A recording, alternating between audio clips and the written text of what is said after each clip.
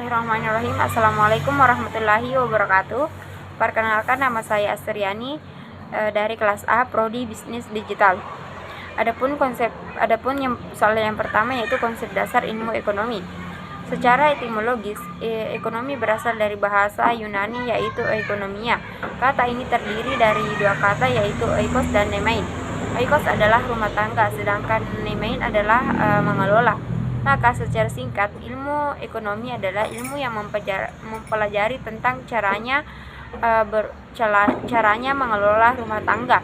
Ada pula pendapat lain, yaitu ekonomi berasal dari bahasa Yunani, yaitu oikos dan nomos. Oikos adalah keluarga, sementara nomos adalah aturan atau hukum.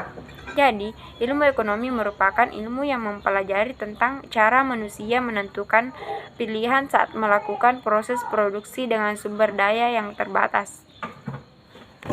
Soal yang kedua merupakan teori permintaan. Teori permintaan menerangkan sifat dari permintaan pembeli untuk suatu komoditas barang dan jasa. Suatu komoditas barang dihasilkan oleh produsen karena dibutuhkan oleh konsumen yang bersedia membelinya. Konsumen membeli komoditas yang diperlukan jika harganya sesuai.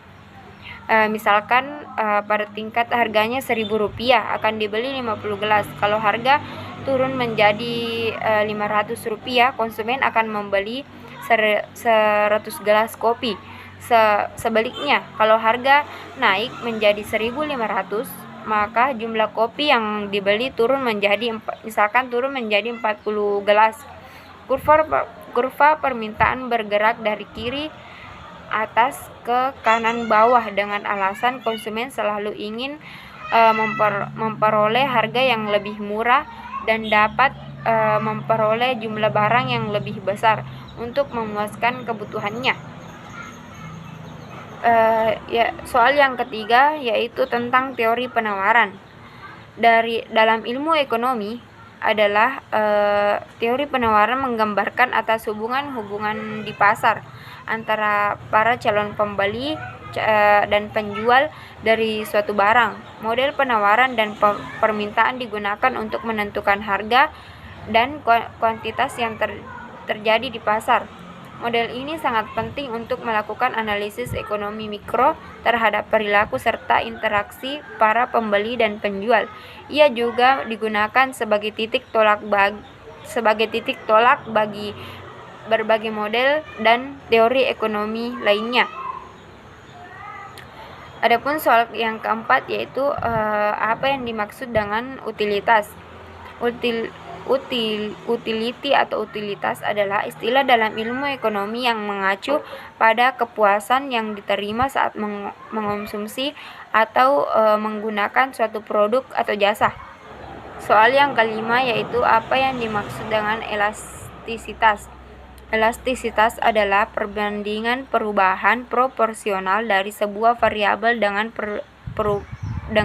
perubahan variabel lainnya.